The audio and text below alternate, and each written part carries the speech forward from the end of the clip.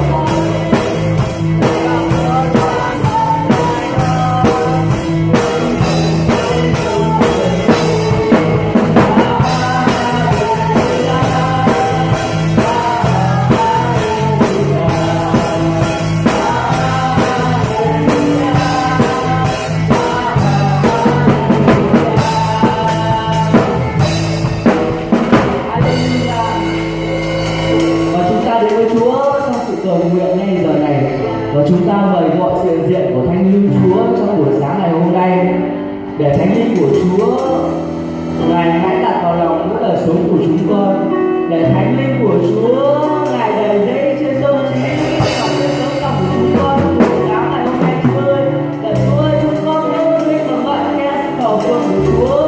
Chúng con nóng cháy với Chúa trong buổi sáng ngày hôm nay. Chúa ơi, hãy chứng cầu lên từng ông bà anh chị em của chúng con trong buổi sáng ngày hôm nay. Thánh Linh của Chúa Ngài dẫn dắt chúng con, Ngài cho chúng con bơi lội trong cảnh Thánh Linh của Chúa trong buổi sáng ngày hôm nay. Hallelujah.